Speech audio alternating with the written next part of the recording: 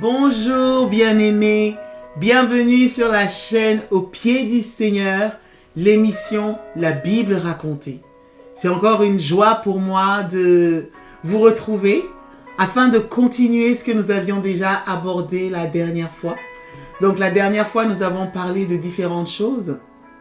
Nous avons parlé de Abraham, comment le Seigneur a changé son nom, comment il est passé de Abraham à Abraham, et comment son épouse, Saraï, est passée du nom Saraï à Sarah. On a vu la signification de tous ces noms. On a vu la signification aussi du nom de Agar. Que signifiait Agar? Et ce qui est arrivé aussi à cette femme qui était initialement en Égypte. Et lorsque Abraham et Saraï sont allés en Égypte, ils ont eu beaucoup de présents, ils ont eu des biens. Parce que Pharaon voulait être avoir Saraï comme épouse. Et comme il pensait que Abraham était son frère, il avait donné plein de présents à Abraham. Il avait essayé de l'honorer et le remercier d'avoir emmené une si belle femme dans son pays. Et donc, au travers de ça, il avait eu aussi des serviteurs, des servantes et tout, beaucoup de biens. Et donc, je vous ai déjà expliqué ce qui va se passer quand on va les chasser, quand Dieu va vraiment frapper Pharaon. Donc, il va les mettre dehors avec tous leurs biens. Et donc, c'est comme ça que Abraham et Saraï se sont retrouvés avec Agar comme servante. Et donc, ne réussissant pas à avoir d'enfants, elle s'est dit qu'elle était stérile et que la promesse de l'Éternel tardait trop. Donc, elle a essayé par ses propres moyens. Elle va voir Abraham, elle va le convaincre, elle va lui dire « Écoute, comme l'Éternel m'a rendu stérile, je ne peux plus te donner d'enfants. » Certainement, elle était ménopausée. Certainement, elle avait déjà perdu l'espoir qu'elle nourrissait depuis des années. Donc, elle va dire, écoute, va vers ma servante. Par elle, nous aurons une descendance. Tu auras des enfants au travers d'elle. Et comme c'est ma servante, je l'utilise au fait. Donc, c'est mes enfants. Ça devient mes enfants. Parce qu'elle est à mon service. Elle l'a utilisée comme mère porteuse. Et donc, ça ne va pas se passer comme prévu. Hein. Elle va déjà... Quand Agar va voir qu'elle a réussi à avoir des enfants, qu'elle était avec le mari de sa maîtresse et qu'elle arrivait à faire ce que la maîtresse n'arrivait pas à faire, Agar a commencé à mal se comporter. Elle a commencé à prendre sa maîtresse de haut et la maîtresse n'a pas supporté. Elle n'a pas supporté d'être méprisée par sa servante. Donc elle a commencé à la maltraiter. Et donc je vous ai expliqué un peu tout ce qui s'est passé, la fuite de Agar, comment l'ange va la rencontrer, les promesses que l'ange va lui faire parce qu'elle portait la semence d'Abraham. Et Abraham avait cette alliance avec Dieu. Donc du coup, l'ange va lui faire aussi une promesse. L'ange va lui faire une promesse par rapport à l'enfant qu'elle porte, qui sera une nation, duquel sortira aussi 12 princes. Et que l'Éternel veillera aussi sur lui. Et que il sera comme un âne sauvage, donc difficile à dompter, avec un caractère dur. Et parce qu'un âne, on sait comment se comporte un âne, mais un âne sauvage.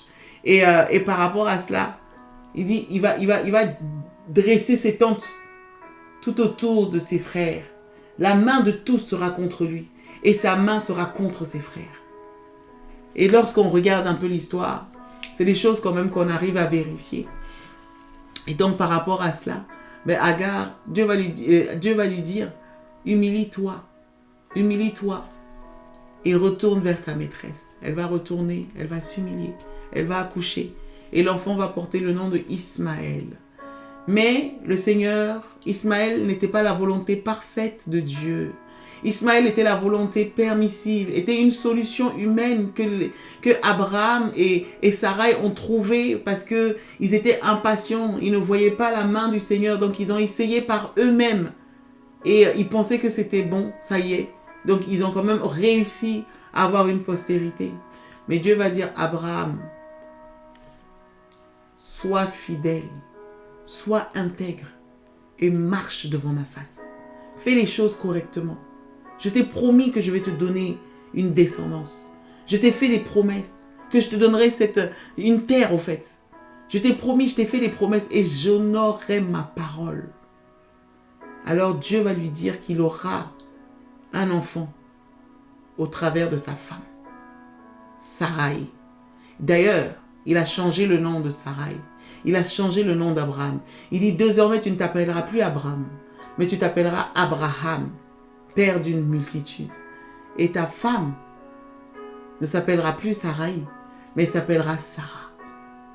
Abraham, qui était déjà prosterné devant le Seigneur, mais il est encore plus tombé devant sa face. Il était complètement dépassé. Il s'est dit, mais comment est-ce possible, un vieillard comme moi, avoir encore des enfants? Et ma femme, à l'âge qu'elle a, comment est-ce qu'elle peut encore? Dieu lui a dit, ta femme aura un fils. Quelque temps plus tard, Abraham était tranquillement sous sa tente et il a vu 3 hommes au loin. Il était sous les chênes de Mamré. Il avait dressé ses tentes sous les chênes de Mamré. Et il a vu au loin, il a vu 3 hommes. Et dès qu'il a vu ces 3 hommes, il a reconnu que c'était des hommes particuliers, que ce n'était pas n'importe qui. Alors il s'est levé, il a couru. Il est venu devant ces hommes, il s'est prosterné et il les a suppliés de lui permettre de les honorer. Il a dit, permettez qu'on apporte de l'eau pour vous laver les pieds. Permettez qu'on puisse vous apporter du pain, qu'on puisse vous apporter de l'eau et que vous puissiez manger et vous reposer sous cet arbre. Parce que je sais que vous êtes de passage. Je ne veux pas trop ralentir votre voyage. Mais permettez-moi juste de vous honorer et vous continuerez votre trajet. Permettez-moi. Ils lui ont dit, vas-y. Alors il s'est empressé. Il a commencé à courir. Il est parti choisir un veau bien tendre, bien gras, dans tout son troupeau. Il a donné à son serviteur qu'il a apprêté. Il a dit à sa femme, s'il te plaît, toi, allez, apprête 3 mesures de farine là. Fais des gâteaux, pétris, rapidement. Il y a des invités. Il y a des personnes que je veux honorer. Et donc même Sarai, elle a contribué. Elle a contribué.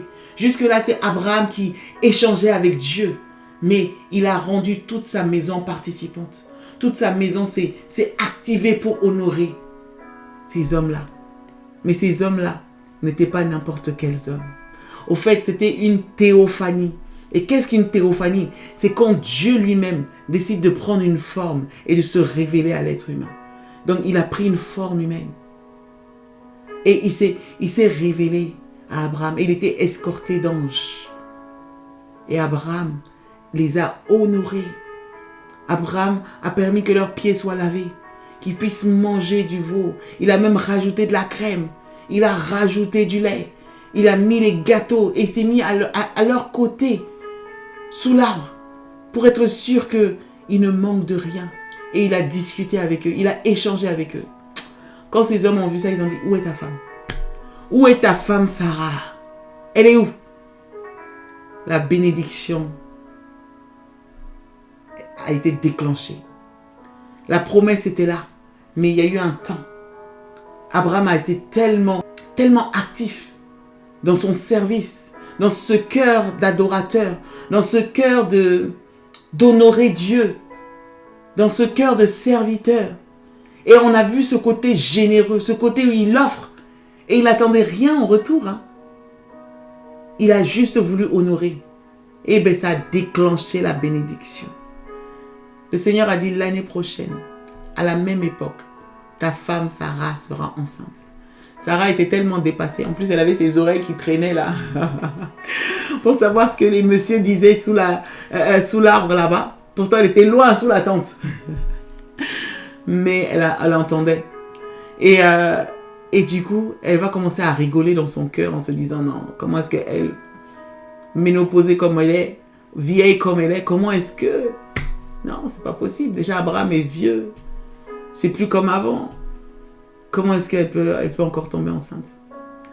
Et le Seigneur a vu, il a entendu. Il a dit, pourquoi elle a ri? Elle a eu tellement peur, elle a dit, non, j'ai pas ri. On dit, mais y a-t-il quelque chose d'impossible à l'Éternel? L'année prochaine, à la même époque, tu enfanteras un fils. Et c'est ce qui s'est passé.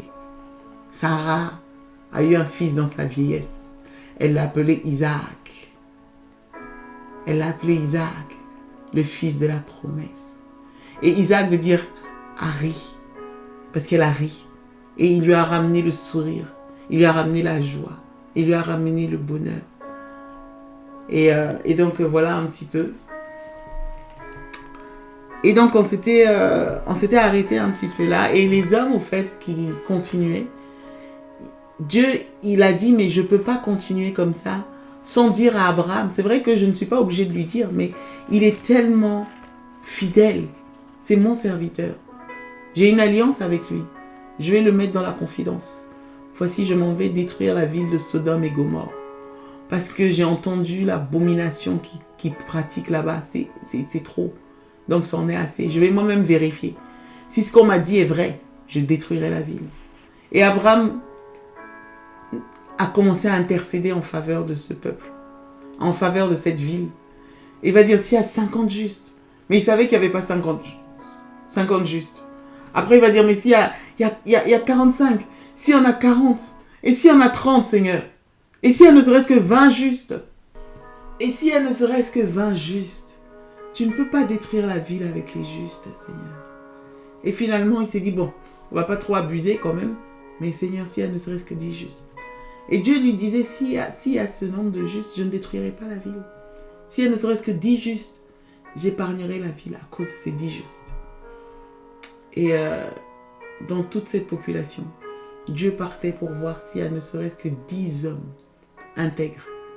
Juste 10. Dans toute une ville, une grande ville.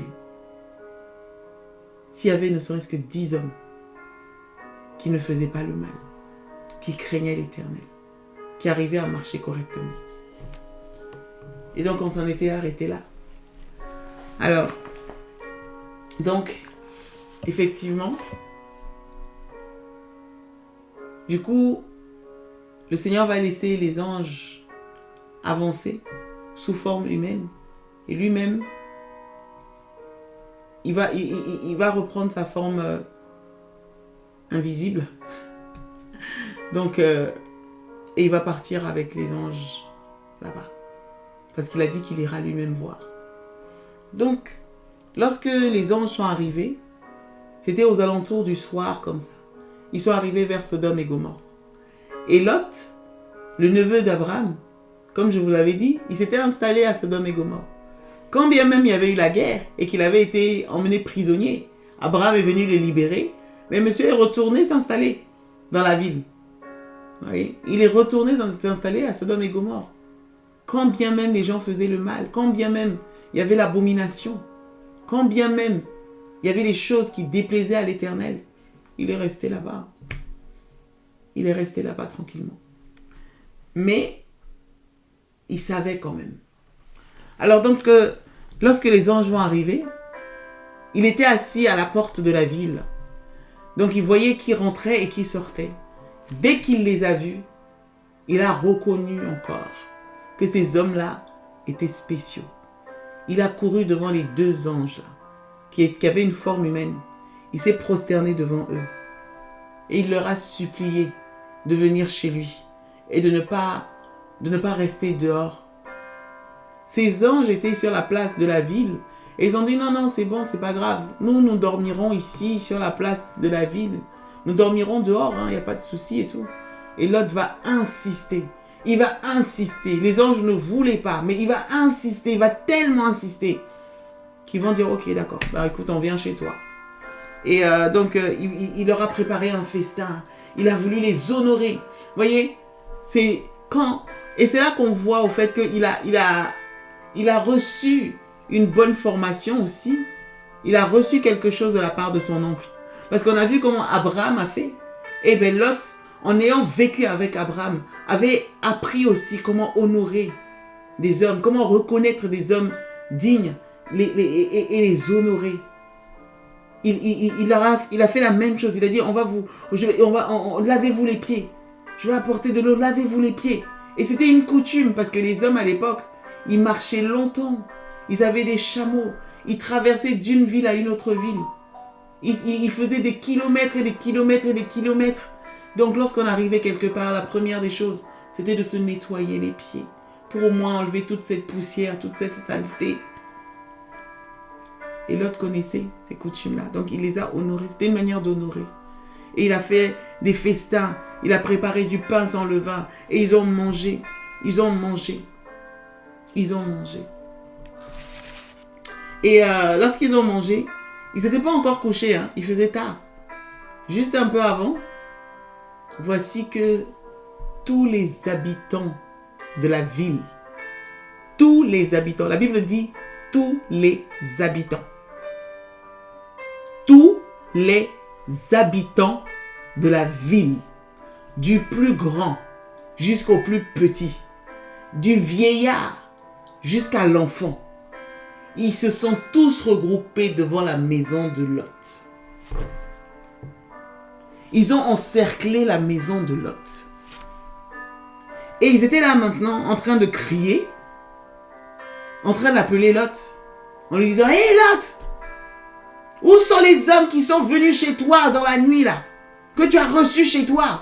Où est-ce qu'ils sont? Où sont les hommes que tu as fait rentrer chez toi? Fais-les sortir, fais-les sortir, parce que nous voulons les connaître. »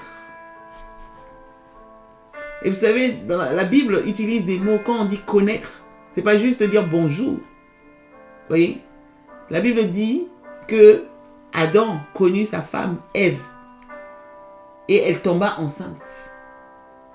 La Bible dit Abraham connut sa femme Sarah et elle tomba enceinte. Donc le mot connaître là, c'est ce même mot là que ces hommes-là voulaient. C'est la même chose qu'ils voulaient faire. Vous voyez? Donc, ils étaient là maintenant en train de dire à Abraham de faire sortir ces hommes. Pour que eux, toute la population là, puisse connaître ces deux personnes qu'ils ont vu rentrer. Pour vous donner une idée de la mentalité, de la perversion, de l'état d'esprit dans lequel ils étaient. Donc, ils les ont vus rentrer et directement l'information a circulé partout dans la ville. Et ils se sont regroupés et ils sont venus maintenant frapper. Lorsque Lot est sorti, il a fermé la porte derrière lui. Il était là maintenant en train de les supplier, s'il vous plaît, mes frères, je vous en supplie, ne faites pas ça. Ne faites pas ça, ne faites pas ça. Ne faites pas le mal. C'est mal ce que vous voulez faire. Ces hommes ont trouvé, ils sont mes hôtes au fait. Je les ai reçus sous mon toit. Ils sont sous ma protection. Ce sont mes hôtes, je veux les honorer. Et là, vous allez les déshonorer comme ça. Ne faites pas ça. Ne faites pas ça, s'il vous plaît, mes frères. Alors là, ils se sont mis dans une grande colère. Ils ont dit, mais c'est qui celui-là, là? Il se prend pour qui, lui? Déjà, il est étranger chez nous. On l'a accepté dans notre ville. Il n'est pas des nôtres. On a accepté qu'il vienne s'installer chez nous. Et voilà qu'il veut être juge. Il veut nous juger. Il veut nous faire la morale. Il veut nous faire comprendre que ce qu'on fait là, c'est pas bien. Depuis quand? Depuis quand même? Toi? Ils ont oublié que eux tous, ils étaient prisonniers. Et que c'est grâce même à l'oncle de Lot. C'est grâce à l'oncle de Lot qu'ils ont été délivrés. Ils ont oublié que les rois de la Mésopotamie là, étaient venus tous les prendre, qu'ils étaient tous esclaves là, et qu'ils allaient mal finir. Et que grâce à l'oncle là, de cet homme, ils ont pu retrouver leur ville. Mais ils n'ont pas supporté. Ils n'ont pas supporté l'état d'esprit qu'ils ont. Au fait, le fait de leur dire que ça là, c'est pas bon. Ça a suscité une rage. Ça a suscité une colère. Et ils se sont sentis jugés. Parce qu'ils voulaient être libres de faire ce qu'ils voulaient sans que personne n'ait quoi que ce soit à dire.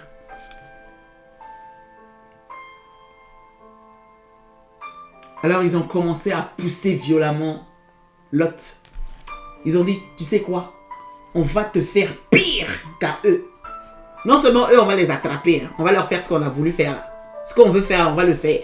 Mais toi aussi, tu vas avoir droit. Et Lot était même en train de leur proposer de leur laisser ses 2 filles. Parce que Lot avait eu 2 filles dans le village. Dans la ville, pardon. Dans la ville de Sodome et Gomorrhe. Lot, il avait eu 2 filles. Et ces 2 filles étaient vierges. Ces 2 filles s'étaient préservées. Ces 2 filles ne vivaient pas dans le désordre parce qu'il avait réussi quand même à leur inculquer des valeurs. Donc la proposition que Lot va faire de laisser ces 2 filles à la population de Sodome et Gomorrhe pour que la population puisse faire ce qu'ils veulent avec les 2 filles, mais vraiment d'épargner les 2 invités. Parce qu'encore, quand c'est dans le village, enfin dans la ville, ils auraient pu gérer ça, mais les invités, ils sont de passage, ils n'étaient pas là. Donc vraiment, même Lot, il estimait que même son honneur était en jeu, au fait. C'est sa réputation, parce que lui, il a insisté pour recevoir, et ces hommes-là sont sous son toit, donc il ne voulait vraiment pas. Mais la population a dit, bah, écoute, c'est pas ce qu'on te demande. On t'a dit de sortir les hommes là, c'est les hommes que nous on veut. Donc il faut nous les sortir. Et d'ailleurs, comme toi, tu te prends pour juge et que tu es étranger, ben on va te faire pire. Ils ont commencé à le violenter. Ils ont commencé à être agressifs, à commencer à le brutaliser pour vouloir faire ce qu'ils voulaient faire avec lui, déjà.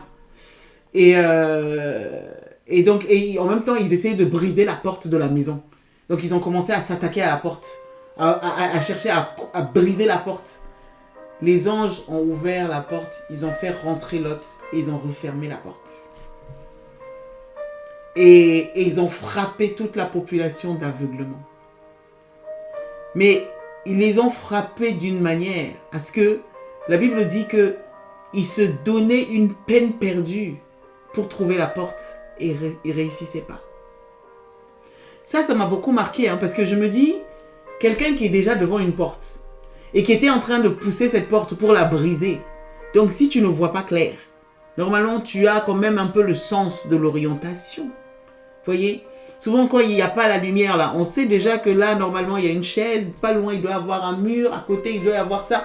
On visualise un peu, on arrive quand même à tâtonner, à se retrouver.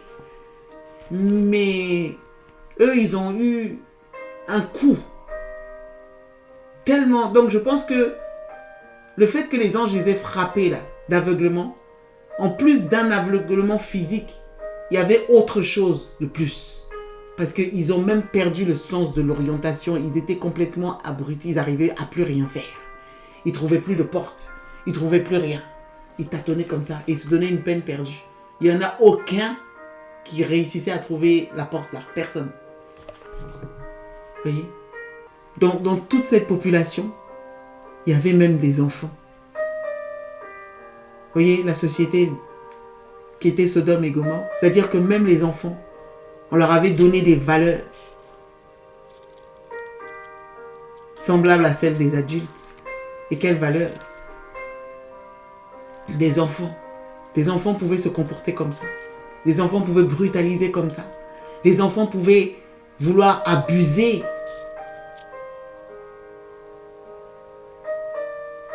Voilà pourquoi Dieu a décidé de détruire la ville. Ils n'avaient plus de limites, ils n'avaient plus de frein. Et quand bien même tu essayes de les raisonner, leur colère, ils s'en prenaient à toi. Parce qu'il ne faut pas les juger. Il faut les laisser faire ce qu'ils veulent. Tu es qui pour les juger? Tu te prends pour qui? Voilà comment ils raisonnaient. Ils veulent faire ce qu'ils veulent et tu n'as rien à dire. Et donc, les filles de Lot avaient des fiancés. Elles avaient des fiancés, au fait, qui étaient aussi dans la maison et qui ont participé au festin. Et donc, les anges, maintenant, vont parler clairement. Parce que ils ont vu le degré de la situation, en fait. Ils ont vu l'ampleur de la situation. Et c'est au point où ils vont leur dire, parce que à la base, s'ils avaient trouvé ne serait-ce que 10 justes dans la ville aurait été épargnée, malgré toute cette méchanceté, malgré toute cette abomination, malgré tout ce qu'il y avait. S'il y avait 10 justes, mais toute la population s'était regroupée là-bas et ils n'ont pas réussi à trouver 10 justes. Il n'y avait pas. Vous voyez? Donc les anges vont leur dire, écoutez, nous sommes envoyés pour détruire la ville. Sortez. Qui as-tu dans cette maison? Qui as-tu dans cette ville? Qui est précieux? Qu'est-ce qui t'appartient en fait? Qui est avec toi? Dis-leur, prends-les avec toi et sortez de la ville parce que la ville va être détruite. Lot était complètement dépassé. Du coup, il va essayer de parler déjà à ses gendres. Mais les gendres, ils ont pris ça pour de la rigolade. Ils ont dit, mais c'est une plaisanterie. Qu'est-ce qu'on nous raconte comme ça là? On va venir détruire une ville. Vous êtes des anges, mais faut vous réveiller là. Il vous arrive quoi là? Et pour eux, c'était de la plaisanterie. Les anges ont insisté. Ils ont insisté. L'autre était en train de tourner. En même temps, c'est difficile pour lui. Parce qu'il était là, il avait ses serviteurs, il avait ses biens. Ça faisait des années qu'il était là. Il s'est marié dans cette ville parce qu'il n'était pas entré avec une femme. Hein. La Bible ne nous parlait pas d'une femme. La Bible ne nous parlait pas de ses filles. Quand il s'est séparé avec son oncle, Abraham, on ne nous parlait pas de tout ça. Donc il s'est installé, il avait des attaches. Et lâcher tout ça pour partir, c'était compliqué. Eh bien, les anges ont vu qu'il tournait, le temps passait.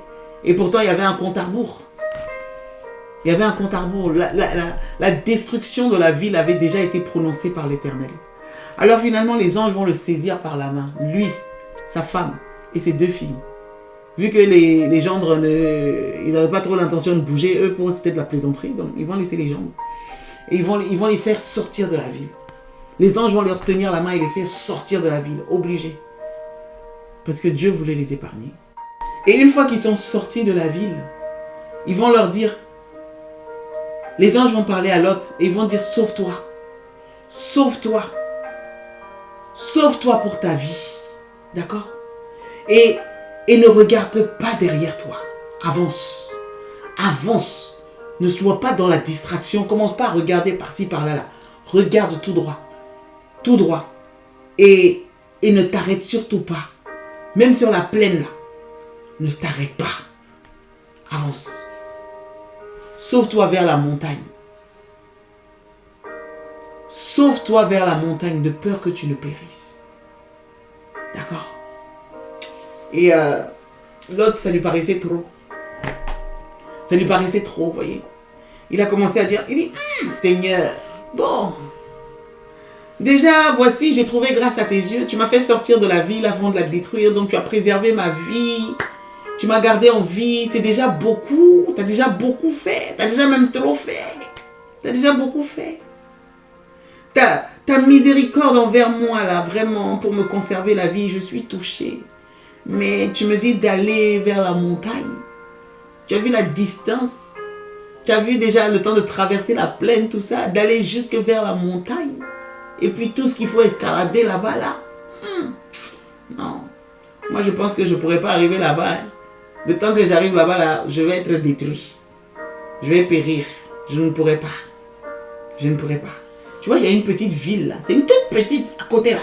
La ville de Béla, là. La petite ville là. Hein? Permets que j'aille là, s'il te plaît. Hein? Elle est toute petite là. Hein? Regarde, elle est toute rikiki, toute... elle me convient, s'il te plaît. Permets-moi d'aller là-bas parce que la montagne là, c'est trop compliqué. Le Seigneur va lui dire, je t'ai exaucé. Je t'ai exaucé, d'accord? Je te permets d'aller. Parce que l'autre a commencé à dire, oui, s'il te plaît, pour que mon âme puisse vivre. Sinon là-bas, je vais mourir. Si tu me dis, je vais périr. Mais le Seigneur ne voulait pas le tuer. Le Seigneur voulait l'épargner. Vous voyez la logique? Et il dit, bah écoute, va dans cette ville. Parce qu'à la base, je comptais détruire aussi cette ville. Parce que eux aussi, là, c'est pas ça. Mais comme tu as dit, va dans cette ville. Je ne la détruirai pas à cause de toi.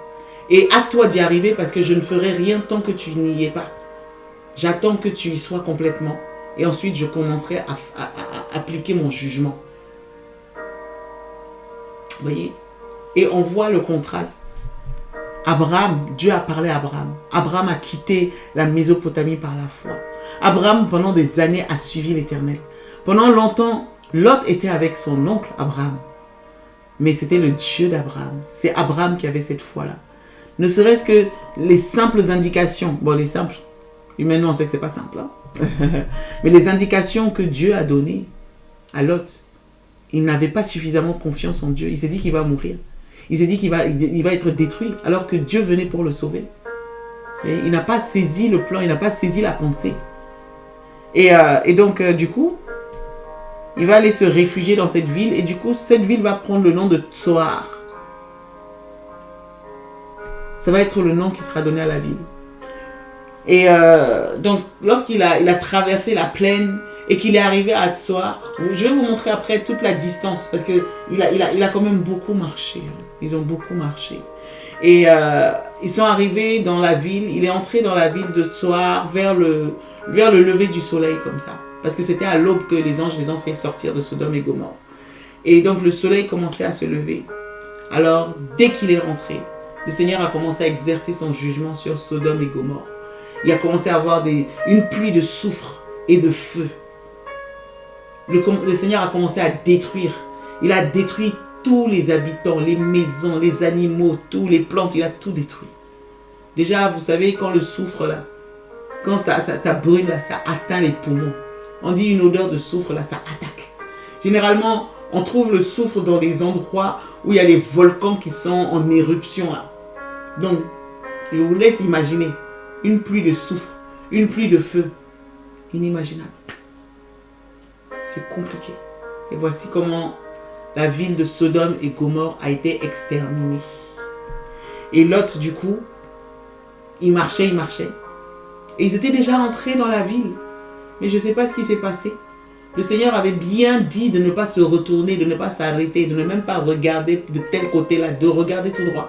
Parce que cela n'aurait été pas permis.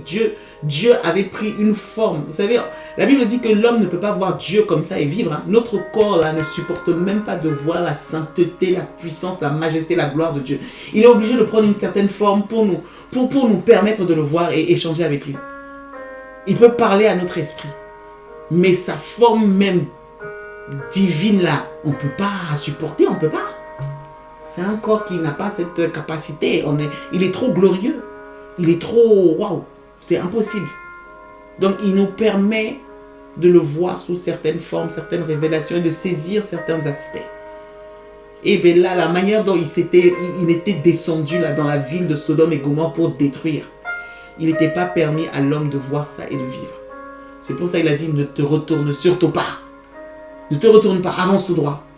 Regarde devant toi. Mais la femme, la curiosité. En plus, elle est issue de là-bas. Elle est née de là-bas. C'est sûr qu'il y avait sa famille là-bas. Qui faisait partie aussi de la population qui avait entouré la maison. Elle avait certainement des amis. Elle avait des connaissances. Eux tous périrent.